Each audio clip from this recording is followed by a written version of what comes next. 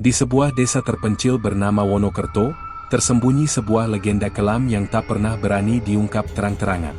Konon, ada seorang dukun bernama Mbah Rasim yang dikenal sakti mandraguna.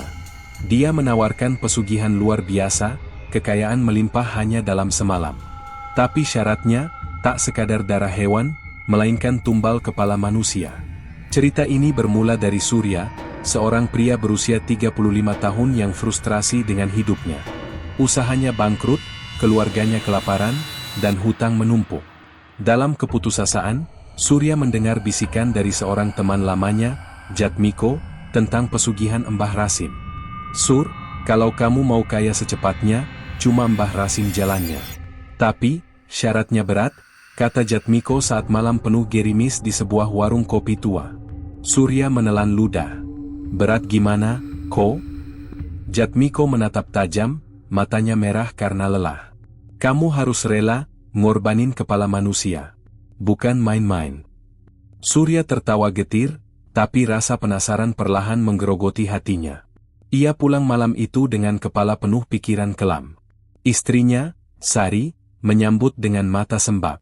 Anak mereka yang masih balita, Andin, sudah tidur memeluk perut kosong.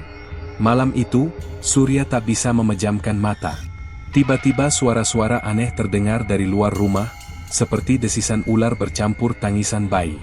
Saat dia mengintip dari jendela, samar terlihat sosok bayangan tinggi besar berdiri di kebun belakang. Esok harinya, ia menemui Jatmiko lagi, kali ini dengan tekad bulat. "Aku mau coba." Malam Jumat Kliwon, Surya dan Jatmiko berjalan menembus hutan menuju pondok tua milik Mbah Rasim. Suasana pekat, hanya cahaya rembulan yang terselip di sela dedaunan. Begitu sampai, aroma anyir menyengat menyambut mereka. Mbah Rasim sudah menunggu, duduk bersila di depan sesajen yang penuh kepala kambing dan ayam. "Sampean yakin?" tanya Mbah Rasim dengan suara serak seperti di dunia lain. Surya mengangguk. "Apapun syaratnya, saya siap." Mbah Rasim tertawa pelan. "Kepala manusia, satu saja. Setelah itu, hartamu tak akan habis 7 turunan." Surya bergidik. Tangannya gemetar, tapi dalam pikirannya hanya ada Sari dan Andin yang kelaparan. Ia mengangguk lagi, kali ini lebih mantap. Mbah Rasim menyerahkan sebuah keris pusaka dan segenggam tanah kuburan yang masih basah. "Kamu harus lakukan sendiri. Jangan gagal, atau mereka yang kamu cintai akan jadi gantinya." Malam itu menjadi awal dari mimpi buruk yang tak akan pernah berakhir. Surya mulai mengintai, dan target pertamanya adalah Tarman, seorang gelandangan tua yang sering tidur di emperan pasar. Tapi sesuatu yang lebih mengerikan terjadi. Setiap malam setelah pertemuan itu, Surya dihantui oleh sosok tanpa kepala yang terus mendekatinya, berbisik dengan suara serak, "Giliranmu." Surya tak tidur semalaman. Suara bisikan itu makin sering terdengar, bahkan di siang bolong. Wajah-wajah tanpa kepala muncul di sudut-sudut rumah, membuatnya ketakutan setengah mati. Tapi ia sudah terlanjur berjanji. Demi keselamatan keluarganya, tumbal harus disiapkan. Malam berikutnya, Surya menyiapkan diri. Ia mengenakan jaket hitam dan memasukkan keris pusaka pemberian Mbah Rasim ke saku. Targetnya sudah jelas, Tarman, gelandangan tua yang setiap malam tidur di pasar tua Wonokerto. Hujan gerimis jatuh membasahi bumi. Surya melangkah pelan-pelan di lorong gelap pasar. Aroma anyir dan bau busuk menyeruak dari saluran air yang mampet. Lampu-lampu jalan redup, seperti ikut menyembunyikan dosa yang akan terjadi. Dari kejauhan, ia melihat Tarman terlelap di atas kardus bekas. Surya mengendap-endap, jantung berdegup liar. Tangan gemetarnya menggenggam keris pusaka yang dingin dan berat. Saat jaraknya tinggal selemparan batu, tiba-tiba, Tarman membuka mata.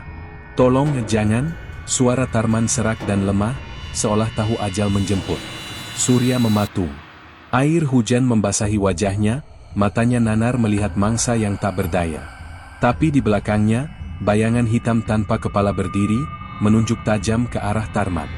"Sekarang," bisiknya keras di telinga Surya, membuat bulu kuduknya berdiri. Tanpa pikir panjang lagi, Surya menghujamkan keris ke leher Tarman. Jeritan keras memecah malam, bercampur dengan petir yang menyambar hebat. Darah muncrat membasahi tangan Surya.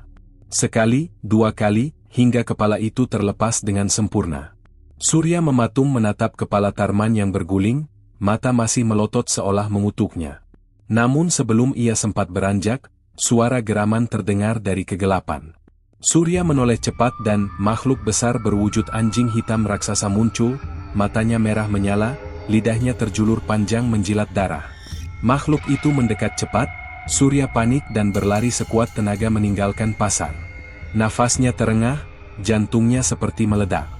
Di tengah pelarian, tiba-tiba pasar tua itu berubah, lorong-lorongnya memanjang tak berujung, seolah ia masuk ke dimensi lain. Bayangan-bayangan hitam bergelantungan dari atas, berbisik. Satu tumbal tidak cukup, lebih banyak, lebih banyak. Surya jatuh tersungkur, keris di tangannya terlempar. Makhluk tanpa kepala muncul di depannya, menggenggam kepala Tarman dan menunjukkannya tepat di wajah Surya.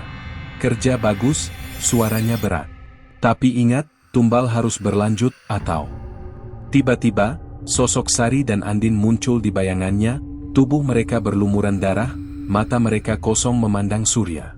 Tidak, jangan mereka. Surya berteriak histeris. Tiba-tiba semuanya gelap. Saat ia membuka mata, Surya sudah berada di rumah, keris tergeletak di samping tempat tidurnya, basah dengan darah segar. Di sudut ruangan, kepala Tarman menatapnya tajam, menyeringai dengan lidah terjulur. Surya menjerit keras. Malam itu ia sadar, pintu neraka telah terbuka, dan jalan pulangnya sudah tertutup selamanya.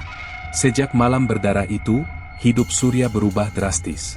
Uang mengalir deras tanpa henti. Usahanya yang sempat bangkrut kini mendadak bangkit, bahkan lebih besar dari sebelumnya. Orang-orang kampung mulai memandangnya dengan kagum, menganggapnya pria sukses yang penuh berkah. Namun, di balik senyuman Surya, hatinya hancur. Setiap malam, ia dihantui oleh sosok Tarman yang berdiri diam di sudut kamar, kepala terkulai dengan mata melotot tajam. Dan yang paling menyakitkan, Andin, anak semata wayangnya, mulai bertingkah aneh. "Andin kenapa, Pak?" tanya Sari suatu malam sambil memeluk tubuh anak mereka yang panas dingin. Mata Andin kosong, tubuhnya gemetar, dan ia terus berbisik tak jelas. Surya mendekat, berusaha menenangkan, tapi saat ia menyentuh kening Andin, gadis kecil itu tiba-tiba membuka mulutnya lebar-lebar dan berbisik lirih. "Giliran aku, Ayah." Surya mundur dengan wajah pucat pasi, matanya berkaca-kaca. Tidak, tidak mungkin. Hari-hari berlalu, dan Andin makin lemah. Dokter pun tak bisa menjelaskan penyakitnya. Tubuhnya kurus kering, dan setiap malam ia berteriak-teriak ketakutan, seolah melihat sesuatu yang tak kasat mata. Sari, yang tak tahu apa-apa, hanya menangis sambil memeluk Andin, tak tahu harus berbuat apa lagi. "Surya, ada apa dengan anak kita?" isak Sari suatu malam. "Kenapa semua ini terjadi?" Surya hanya terdiam. Dadanya sesak oleh rasa bersalah. Ia menatap Sari dan Andin dengan mata penuh air mata. Ingin rasanya ia jujur, tapi lidahnya keluh. Bagaimana mungkin ia mengatakan bahwa semua ini akibat dosa besar yang telah ia lakukan? Sampai pada suatu malam, mimpi buruk itu datang lagi. Surya terbangun oleh suara tangisan. Ia berlari ke kamar Andin dan mendapati sesuatu yang tak pernah ia bayangkan. Sari terduduk lemas di sudut ruangan, sementara Andin, anak kecil yang begitu ia cintai, terkapar tak bernyawa di ranjang. Surya jatuh bersimpuh, memeluk tubuh dingin Andin sambil berteriak histeris. Air mata mengalir deras. Dunia seakan runtuh di hadapannya. "Mengapa, ya Allah, mengapa bukan aku saja yang kau ambil?" ratapnya sambil mengguncang tubuh Andin yang kaku. Tiba-tiba, suara berat menggema di ruangan, "Tumbal harus dibayar, Surya? Kau sudah berjanji." Surya menoleh dengan mata merah dan penuh amarah. Sosok Mbah Rasim berdiri di pintu kamar, dengan senyum dingin. "Kau bilang hanya satu tumbal," teriak Surya. Mbah Rasim menggeleng pelan. "Pesugihan tak pernah puas, Le. Sekali masuk, tak ada jalan keluar. Kau yang pilih jalan ini." Sari memandang Surya dengan mata penuh kebencian. "Apa maksudnya ini, Surya? Kau yang menyebabkan semua ini?" Tangisnya pecah, memukul-mukul dada Surya yang masih memeluk Andin. Surya tak mampu berkata-kata. Hanya tangisan pilu yang terdengar malam itu, menyayat hati siapapun yang melihatnya. Kekayaan yang selama ini ia banggakan, kini terasa hampa. Ia telah kehilangan segalanya. Andin, buah hatinya, menjadi tumbal berikutnya, dan Surya tahu, kutukan ini belum berakhir. Sudah berbulan-bulan berlalu sejak Andin meninggal dunia, tapi luka di hati Surya tak pernah sembuh. Rumah mewah yang dulu terasa megah kini bagaikan kuburan hidup, sunyi, dingin, dan penuh bayangan masa lalu. Sari pergi meninggalkannya tak lama setelah pemakaman, tak sanggup lagi menatap wajah lelaki yang ia anggap telah membunuh anak mereka sendiri. Surya benar-benar sendiri. Setiap malam ia duduk termenung di depan foto Andin kecil, air mata tak pernah kering. Bisikan dan bayangan masih terus menghantuinya, seolah dunia gaib menagih terus-menerus atas dosa yang telah ia lakukan.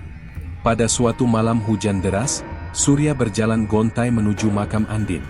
Ia membawa bunga dan menyalakan lilin kecil, duduk berlutut di tanah becek itu. "Maafkan ayah, nak," bisiknya lirih, suara tercekat oleh tangis. "Kalau waktu bisa diulang, ayah rela kehilangan segalanya, asal kamu tetap hidup dan sehat." Hujan membasahi seluruh tubuhnya, namun ia tak peduli. Kepalanya tertunduk dalam-dalam. Di saat itulah, suara halus terdengar di telinganya, suara Andin yang sangat ia rindukan. "Ayah, harta dunia tak ada artinya. Yang ayah cari selama ini hanya membawa kita semua ke neraka." Surya terisak keras, mencengkeram tanah dengan tangan yang gemetar. "Andin, ayah salah. Ayah bodoh. Ayah tamak. Semua ini kesalahan ayah." Petir menyambar langit, menerangi makam-makam di sekitarnya. Surya memandang langit yang kelam dan berteriak sekuat-kuatnya, "Ya Allah, ampuni aku." Namun tak ada jawaban. Hanya hujan yang makin deras, membasuh semua luka yang tak pernah sembuh di hatinya. Surya akhirnya sadar, harta yang ia dapat dengan cara haram hanya membawa kehancuran. Kebahagiaan yang ia cari ternyata semu. Nasihat kecil dalam hati Surya yang menggema. Jangan pernah sekalipun tergoda untuk mencari jalan pintas menuju kekayaan. Segala sesuatu yang melibatkan pesugihan, tumbal, atau perjanjian gaib hanyalah jalan singkat menuju kehancuran. Dunia ini hanya sementara, dan semua harta akan sia-sia jika didapat dengan cara yang salah. Lebih baik hidup sederhana tapi penuh berkah, daripada kaya raya tapi menukar jiwa dan keluarga kita. Malam itu, Surya duduk lama di makam Andin, hingga tubuhnya lemas dan akhirnya tertidur di tanah basah. Paginya, warga menemukan Surya sudah tak bernyawa lagi, wajahnya tenang, seolah semua beban telah dilepaskan. Di tangannya, mereka menemukan secarik kertas lusuh bertuliskan, "Harta bukan segalanya. Jangan ulangi kesalahan bodohku. Cintai keluargamu, jangan gadaikan mereka untuk dunia yang fana." Dan sejak hari itu, rumah besar Surya menjadi rumah kosong yang angker, jadi pelajaran dan peringatan bagi siapapun yang tergoda untuk mengikuti jejak yang sama.